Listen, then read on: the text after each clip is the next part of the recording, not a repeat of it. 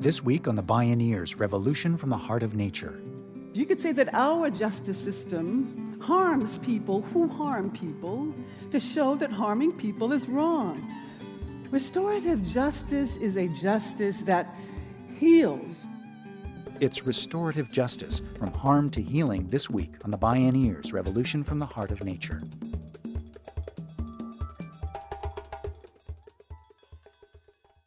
Support for the Bioneers' Revolution from the Heart of Nature is provided in part by Organic Valley Family of Farms, funding also provided by a grant from the Park Foundation, and by the generous support of listeners like you. An eye for an eye will make the whole world blind. These words of Mahatma Gandhi sum up the fateful crossroads the world faces today. Over the past half-century, the U.S. justice system has substituted rehabilitation with retribution. From Congress and the courts to the executive branch, the message has been clear: mass incarceration, the war on drugs, the militarization of police, mass surveillance of everyday life. Make no mistake, the scales of justice have tipped radically against the poor and people of color, especially African Americans. It's no accident this trend began gaining traction coming out of the civil rights battles of the 1960s. Today, the racial justice movement in the U.S. is successfully using a relatively new tool, restorative justice. It arrests the cycle of youth violence and incarceration early in schools and juvenile justice policies. Young people of color are taking the lead, transforming schools and their communities. This is Restorative Justice, from harm to healing, with Oakland attorney and Restorative Justice Pathfinder Fania Davis and Restorative Justice for Oakland Youth Advocate Cameron Simmons. My name is Neil Harvey. I'll be your host. Welcome to the Bioneers, Revolution from the Heart of Nature.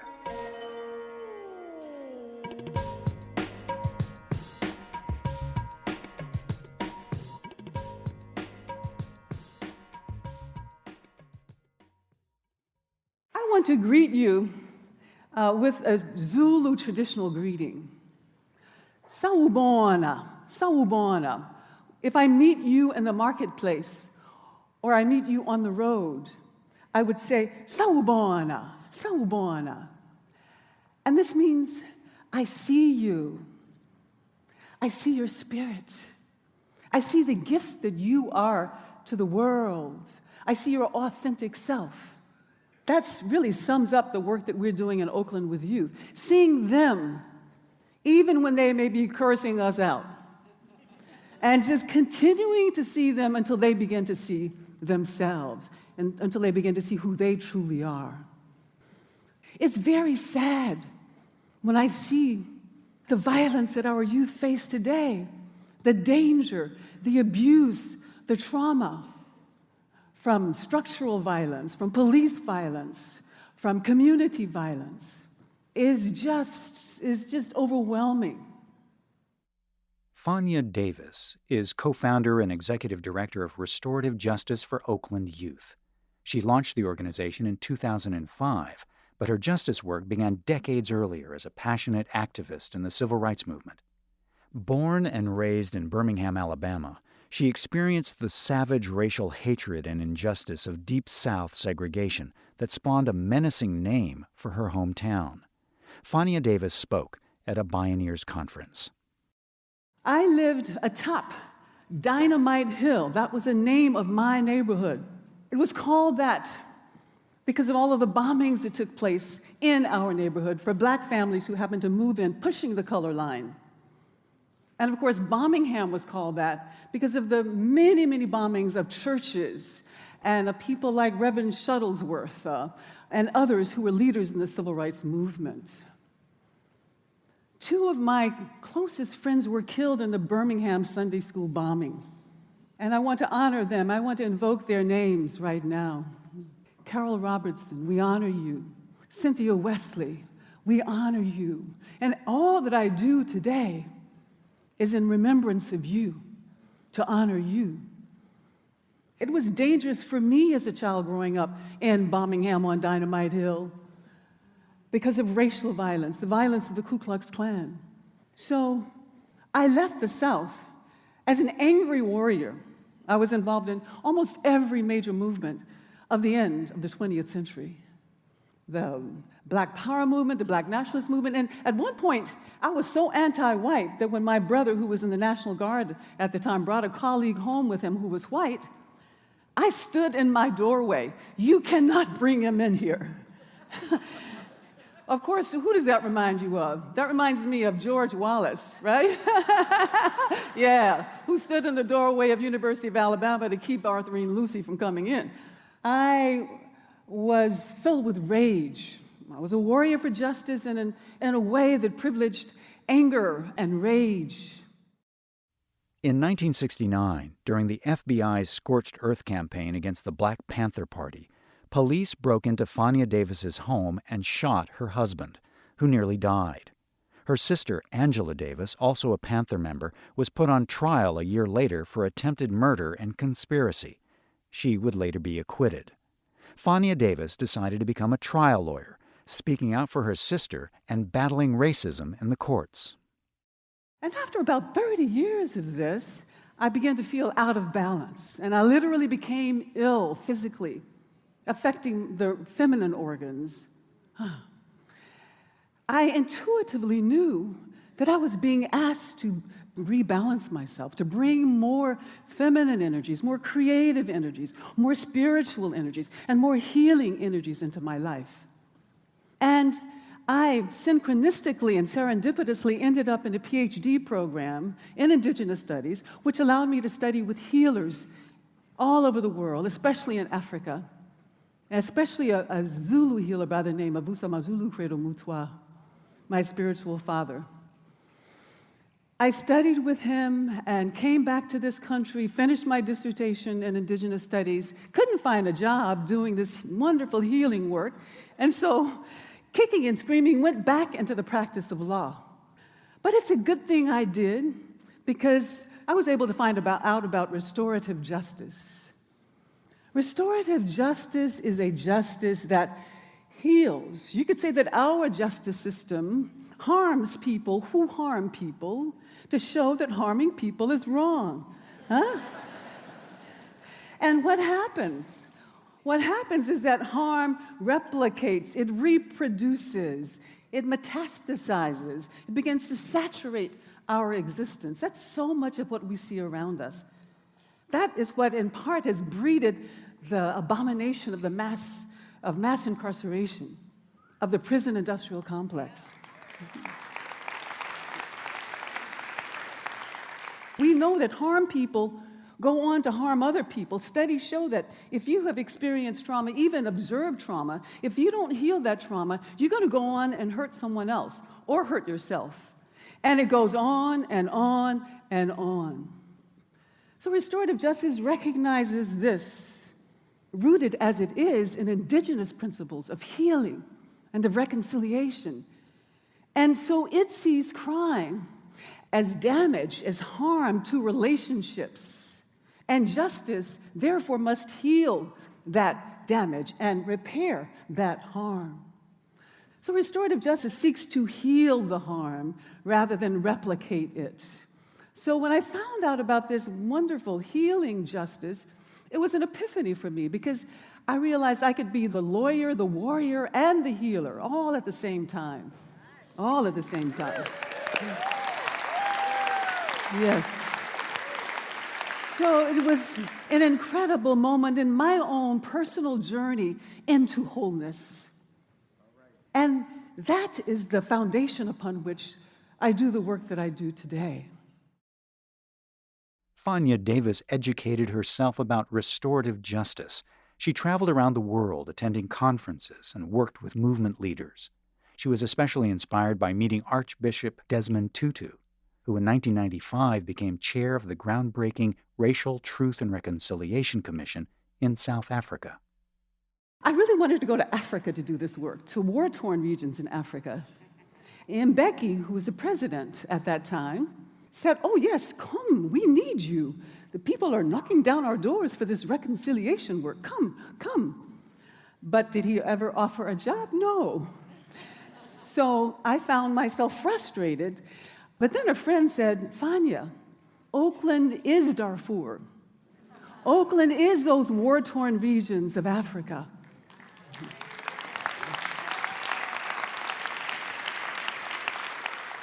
Of course, Oakland is much, much more than that as well. But something rang a bell. I had another epiphany. So from there, we formed Restorative Justice for Oakland Youth. And our mission is to promote restorative justice principles and practices, policy and practices, systems change, and direct services in schools, the juvenile justice system, and in communities.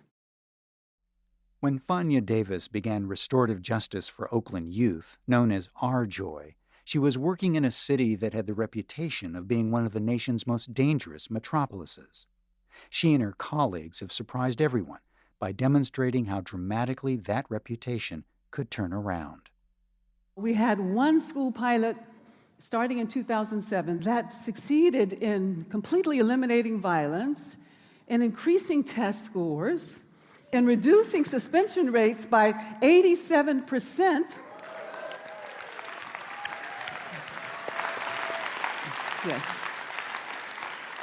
And that got the attention of the entire school district, and within a couple of years, with some organizing by youth and these amazing outcomes, the Oakland Unified School District passed a resolution adopting restorative justice as official school policy. Thank you. Restorative justice is versatile because it's a worldview and a practice. Today it's being successfully used in domestic violence cases, community disputes, and workplace conflicts. Judges and district attorneys are applying it to reduce recidivism rates in prisons and the juvenile justice system. What R-Joy is now showing is how restorative justice can transform public schools with an upstream intervention that interrupts the cycle. At the heart of R-Joy's process are various types of facilitation circles, such as the Welcome and Reentry Circle. It's for youth who return to school after an absence, often because of suspension or incarceration. Again, Fania Davis. We also have community building circles that very often happen in the classroom. Everyone on the school campus is trained in restorative justice, and teachers do community building circles, value circles, talking circles, celebration circles in the classroom. And then we have conflict circles as an alternative to suspension, as an alternative to school-based arrest. It is these kinds of circles that begin to interrupt the school-to-prison pipeline. Reducing suspension rates is huge because we know that when a child is suspended only once, their chances of being incarcerated triple, and their chance of dropping out doubles. And if you drop out, your chance in Oakland is 70% that you will be incarcerated. And all of the state prisoners in California and around the country, of all of them, 75% are high school dropouts. So this work that we're doing in schools is a real upstream intervention that's meant to interrupt cycles of mass incarceration, racialized mass incarceration, and also the school-to-prison pipeline. Fania Davis works with Cameron Simmons, a young man who engaged with restorative justice when he was 17 at Oakland's Ralph Bunche High School after years of conflict with teachers. Simmons shared his story on a panel with Davis. I've been suspended from various schools starting back to the age of 4. I have a total of over 150 in-school, out-of-school suspensions, a total of 4 expulsion hearings, 3 expulsions, and I was on probation from the age of 13 to 17.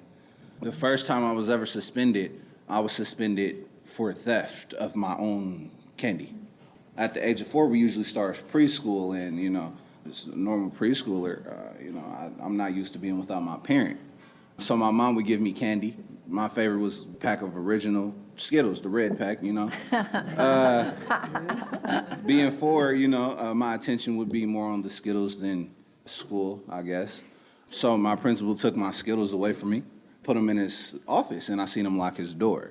Me being 4, I knew I couldn't unlock the door, so I grabbed a chair, put it against his wall, and I climbed through the window, grabbed my candy back, and that was my first suspension for theft.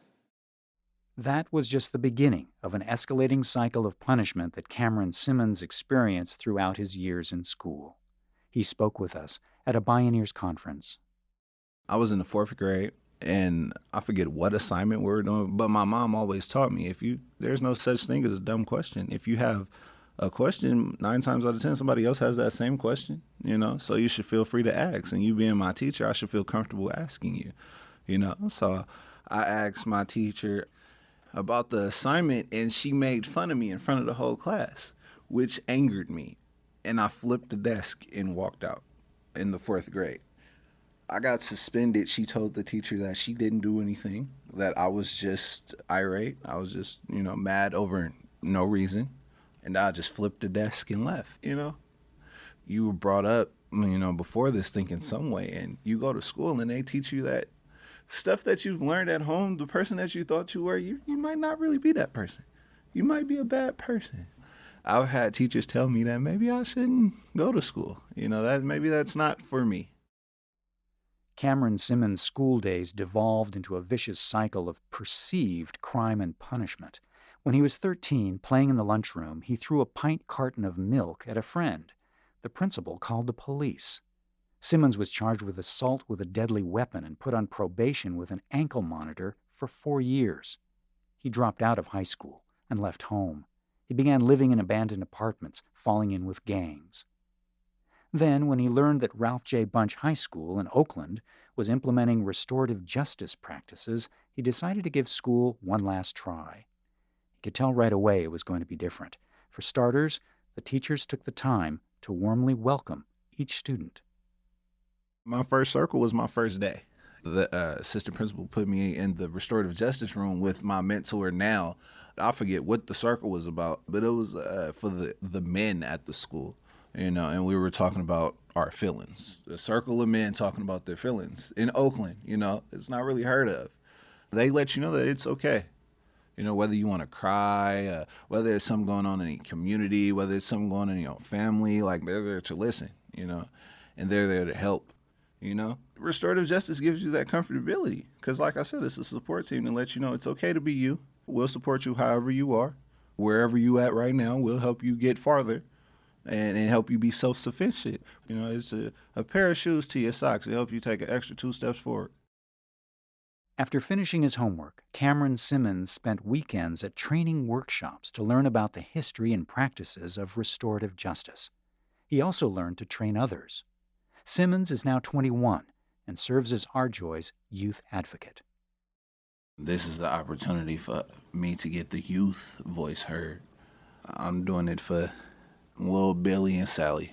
I'm doing it for people that I've seen that I know what they go through. I'm doing it for people that I don't know what they go through. I try to outstretch my arms to the world. I'm trying to change the world, day by day, hour by hour, minute by minute, one person at a time. I can do it. Today, ironically, Cameron Simmons teaches teachers and administrators about effective restorative justice practices for their students. The wheel has gone round in the most surprising ways, as Fania Davis witnessed. So we were training 7 school districts down in Fresno, Central Valley, California. And I was sitting right next to Cameron, and he says, "You see those guys over there? They expelled me when I was going to school in Stockton." And it was just perfect. I mean, first of all, I have to acknowledge him because he was cool. He was cool as a cucumber and didn't show any resentment, any negative, any anger, nothing. And then they came up during the break and shook his hand and acknowledged him. And I just thought it was really synchronistic that these people happened to be there, the same ones who suspended and expelled Cameron. And Cameron is here 5 years later teaching them about why suspensions and expulsions aren't healthy. Arjoy has facilitated circles throughout Oakland to address tense and often dangerous relationships among police and communities of color. The result of one circle was a plan for students at Ralph Bunch High School to play basketball against a police team. The students won. Some of the officers became mentors for students, seeing them after school and in the evenings. Some Oakland cops are now participating in Arjoy trainings. After they graduate, our Joy students are returning to their high schools to facilitate circles. Cameron's story, like many others today in Oakland, shows how replacing the vicious cycle of harm with a virtuous cycle of healing can restore not only justice, but people and peace. The reason that Cameron stood before you here today is because by the time he was in 12th grade, he finally came to a school where even though he was sagging, even though he was wearing a hoodie, even though he was grumbling, they embraced him before he had crossed the threshold of the school. The principal, the vice principal, even the school security officers. He came into the principal's office, and she looked at his jacket of 150 suspensions and multiple arrests, and she invited him to tear it up. Tear it up. Yes. He thrived. He graduated with a 3.7 average. And this is the story of many other youth. So today, Restorative Justice is in 30 schools. That resolution didn't collect dust. The district has put its money where its mouth is. $2.3 million budget just for restorative justice with 40 employees.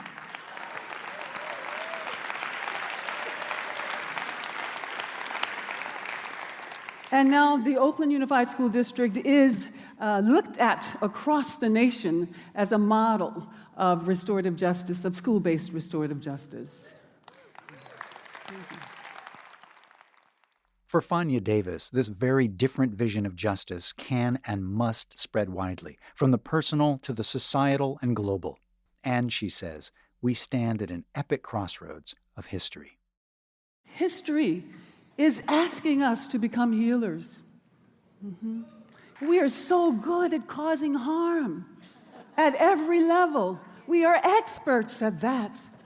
And it's become clear on every level, ecologically, socially, on every level, that if we don't learn to become healers, all of us, not just the acupuncturists and not just the medical doctors and not just those who heal the human body, but history is asking all of us to become healers wherever we are.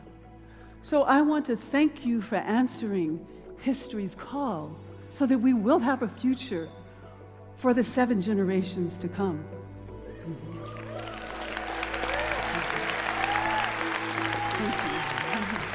Thank you. Thank you.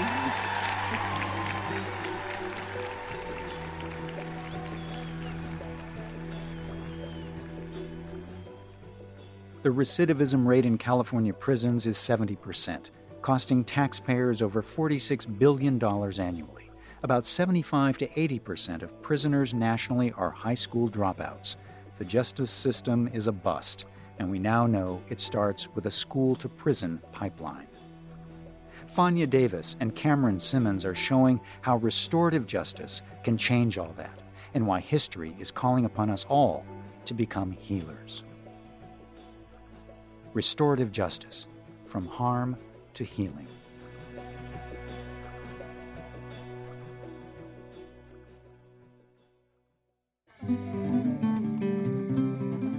You can see and hear more from Fania Davis and Cameron Simmons and explore more Bioneers radio programs, podcasts, and videos online at bioneers.org. The Bioneers Revolution from the Heart of Nature is a production of Bioneers and Collective Heritage Institute. Executive producer, Kenny Osabel. Written by Kenny Osabel. Senior producer and station relations, Stephanie Welch. Host and consulting producer, Neil Harvey. Program engineer, Emily Harris.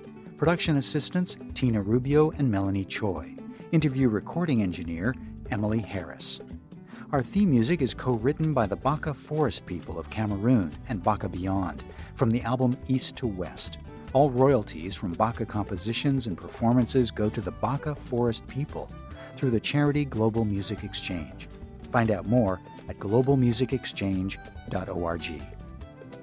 Additional music was made available by Sounds True at soundstrue.com.